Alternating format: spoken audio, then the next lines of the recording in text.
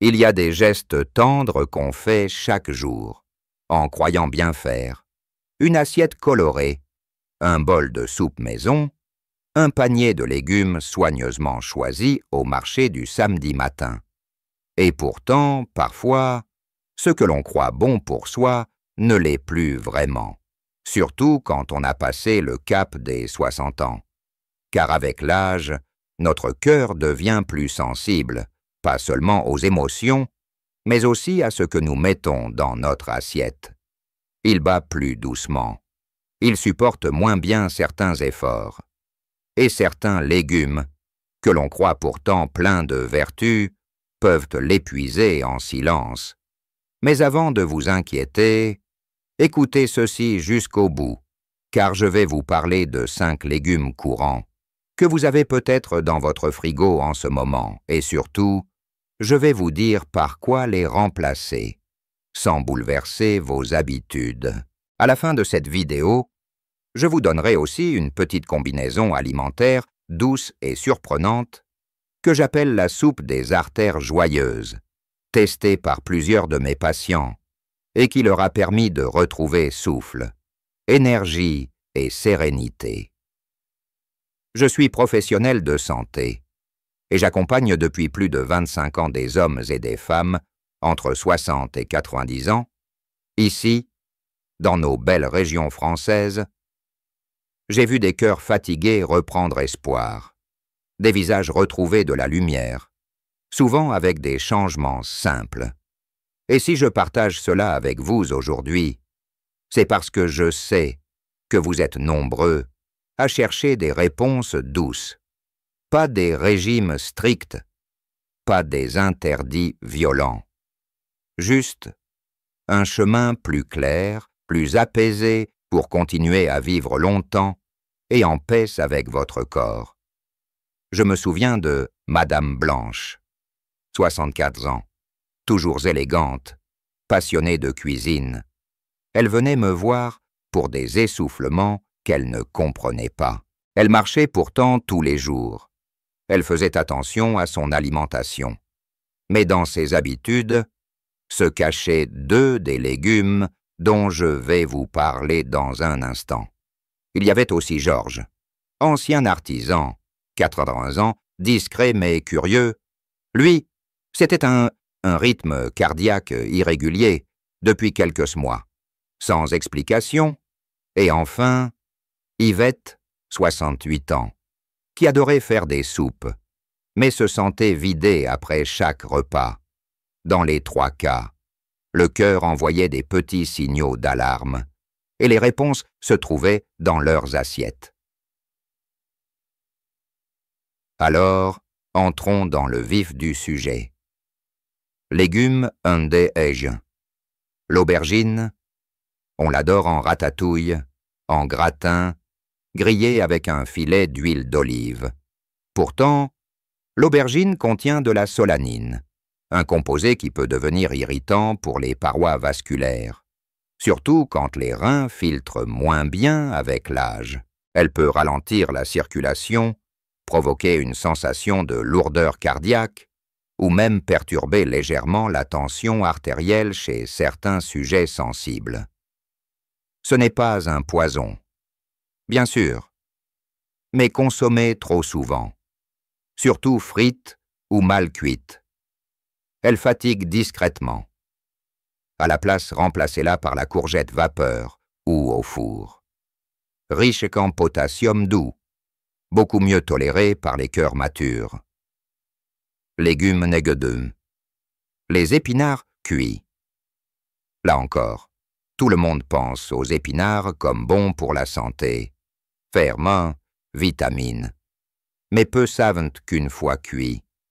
Les épinards sont riches en acide oxalique, une substance qui, en excès, peut gêner l'assimilation du calcium et favoriser des petits dépôts dans les vaisseaux ou les reins. Après 60 ans, ces dépôts deviennent plus fréquents et nuisent à la souplesse artérielle. À la place, préférez les épinards frais en salade ou remplacez-les par la mâche, plus douce, plus digeste et excellente pour les oméga 3, légumes DEX3, le céleri branche. Lui aussi est considéré comme un aliment minceur. Mais pour un cœur fatigué, le céleri est trop riche en sodium naturel, ce qui peut favoriser la rétention d'eau et faire monter discrètement la pression artérielle. De plus, certaines personnes âgées y réagissent par des palpitations ou des maux de tête après les repas. À la place, pensez aux fenouils crues râpées, qui apportent du croquant sans le surplus de sodium. Et en plus, ils calment les ballonnements. Légumes NANDEG 4. Les tomates industrielles en conserve. Ce n'est pas la tomate elle-même qui pose problème, mais son mode de conservation. Beaucoup de conserves contiennent du sel ajouté, voire des additifs comme le glutamate ou l'acide citrique en excès. Ce cocktail, après 60 ans, surcharge le foie, irrite les parois vasculaires et peut perturber le rythme du cœur. À la place, faites une tomate rôtie maison avec une touche d'herbe de Provence et un filet d'huile de colza douce. Légumes de les pommes de terre réchauffées. Oui, elles font partie de notre culture culinaire. Mais une pomme de terre cuite, puis réchauffée, développe de l'amidon résistant qui peut déséquilibrer le taux sur d'acide de sucre dans le sang et fatiguer le métabolisme cardiaque, surtout si elles sont sautées ou en purée réchauffée.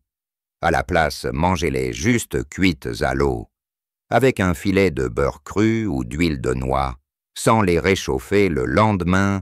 Vous voyez, ce ne sont pas des aliments interdits, mais à partir de 60 ans, il faut apprendre à écouter autrement. Le cœur n'aime pas les excès invisibles, il préfère la douceur, la régularité, les nutriments faciles à digérer.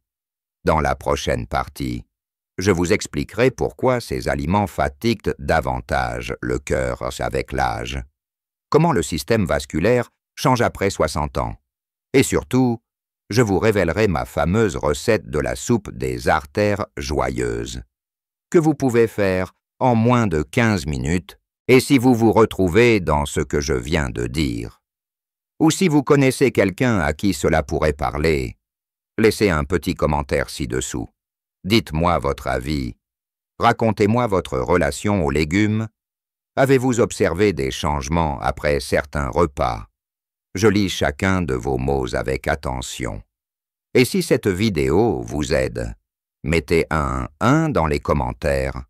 Sinon, un 0. Cela m'aidera à mieux vous comprendre et à vous accompagner.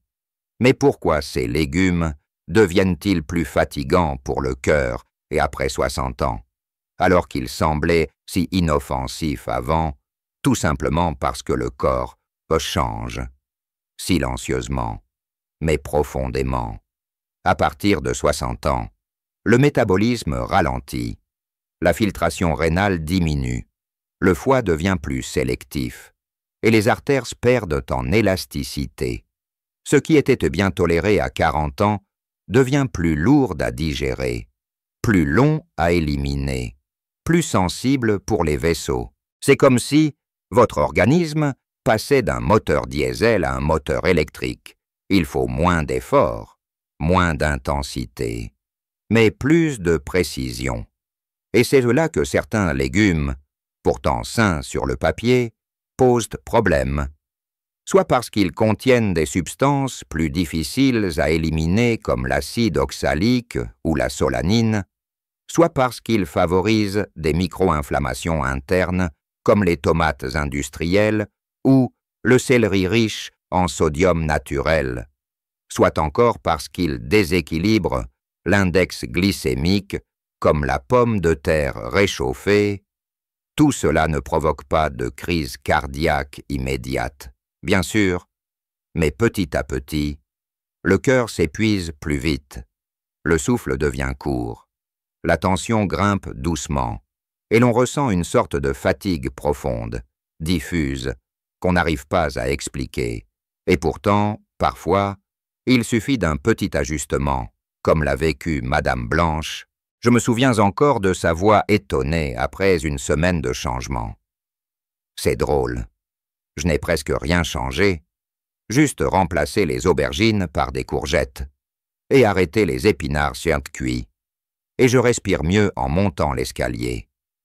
Ou Georges, qui notait son pouls chaque matin et qui m'a dit après 10 jours « Je ne sais pas si c'est dans la tête, mais mon cœur cogne moins fort. Il est plus calme. C'est reposant. Ces ajustements ne coûtent rien, mais ils rapportent beaucoup. Alors maintenant, passons à quelque chose de concret. Une petite recette douce et puissante, que vous pouvez faire une fois par semaine et conserver au frais. Je l'appelle la soupe des artères joyeuses. C'est une soupe tiède, légèrement veloutée, que l'on peut boire en début de repas, ou le soir, quand le corps cherche à se réparer. Voici les ingrédients pour 4 portions. Un fenouil moyen, 2 courgettes, une poignée de mâche ajoutée en fin de cuisson, un petite patate douce riche en bêta-carotène et à IG modéré, un C, à soupe d'huile de noix ajoutée à froid, une pincée de curcuma et de poivre noir, un peu de sel marin facultatif. Préparation. Faites revenir légèrement le fenouil et les courgettes coupées en morceaux dans une casserole avec un filet d'eau ou de bouillon doux. 2. Ajoutez la patate douce et couvrez avec de l'eau juste à hauteur. 3. Laissez mijoter à feu doux 15 à 20 minutes, jusqu'à ce que tout soit tendre. 4. Hors du feu. Ajoutez la mâche et mixez le tout pour obtenir une texture lisse. 5. Servez tiède, avec un filet d'huile de noix et une pincée de curcuma poivre juste avant de déguster. Pourquoi cette soupe est-elle si bénéfique? Parce qu'elle réduit les inflammations douces grâce au curcuma et au fenouil. Favorise la circulation avec l'huile de noix riche en oméga 3. Soulage la digestion avec la mâche et la patate douce. Apporte des fibres tendres qui nettoient doucement les parois intestinales et vasculaires. Un bol de cette soupe, 2 fois par semaine. C'est comme offrir un massage doux à vos artères. Et pour ceux qui ont des difficultés à manger le soir, un simple bol suffit à rassasier, sans surcharger l'estomac ni le cœur. Maintenant, je vous propose un petit geste quotidien pour soutenir cette approche douce, le rituel du cœur du matin. Chaque matin, avant le petit déjeuner, prenez 3 minutes pour poser une main sur votre cœur.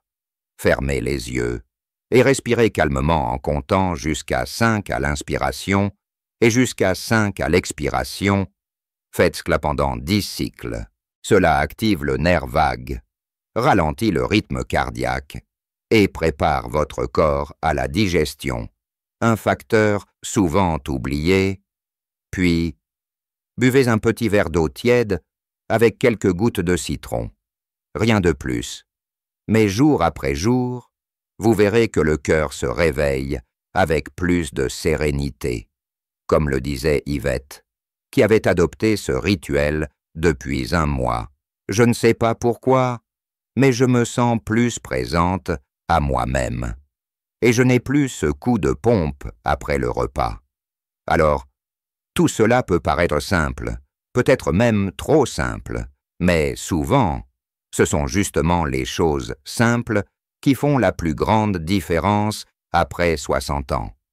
Parce que le cœur, lui, n'a plus besoin d'être impressionné, il a besoin d'être entendu, apaisé, respecté. Et si vous écoutez bien, il vous parle, dans la fatigue soudaine après le repas, dans cette petite tension au réveil, dans le souffle court qui n'existait pas avant, dans le besoin de vous asseoir un peu plus souvent, sans vraiment savoir pourquoi. Ce sont des signes doux, presque invisible, mais il compte. Et si aujourd'hui vous vous posez la question, est-ce que je prends soin de mon cœur? Vraiment? Alors vous êtes déjà sur le bon chemin. Changez quelques légumes, ajoutez un bol de soupe bienveillante, prendre 3 minutes chaque matin pour respirer. Ce n'est pas un programme, c'est une forme de tendresse envers vous-même. Et vous savez, cette tendresse-là qui rallonge les jours et qui adoucit les années. Je pense à cette phrase que m'a dite un jour un de mes patients. Marc, 87 ans. Je n'ai pas envie de vivre longtemps. J'ai envie de vivre doucement. Et doucement. Ça commence par ce qu'on mange, ce qu'on pense et ce qu'on accepte de changer. Alors je vous pose la question. Et vous, quels sont les légumes que vous aimez, mais qui peut-être vous fatiguent? Avez-vous déjà remarqué des effets étranges après certains plats? Partagez votre histoire dans les commentaires. Racontez votre rapport aux légumes, au repas du soir, à votre souffle, à votre rythme. Ici, personne ne juge. Chaque témoignage peut aider quelqu'un d'autre à ouvrir les yeux. Et si cette vidéo vous a été utile, laissez simplement un 1 dans les commentaires. Si vous n'êtes pas convaincu, ou si cela ne vous parle pas, mettez 0. Cela m'aide à mieux vous comprendre, à ajuster mes conseils et à rester à votre écoute. Et si vous ne l'avez pas encore fait, je vous invite à vous abonner à cette chaîne. Chaque semaine, je partage des conseils doux, adaptés, respectueux du rythme de la vie après 60 ans, des vidéos sur le sommeil, sur l'alimentation, sur la vitalité intime, sur l'art de bien vieillir en paix, avec toujours la même intention, vous accompagner dans cette belle traversée du temps. Et si vous souhaitez aller plus loin, je vous propose tout de suite de regarder la vidéo suivante. Juste ici. Après 60 ans, cette boisson du soir, qui renforce les artères et apaise le cœur pendant la nuit, c'est une suite naturelle à ce que nous venons de partager ensemble. Prenez soin de vous, doucement, chaque jour. À très bientôt. Écrivez votre expérience en commentaire. Likez si ce contenu vous a fait du bien. Abonnez-vous pour ne rien manquer. Et maintenant, découvrez cette vidéo juste ici. Voix diminue en douceur. Laisse place au visuel du lien.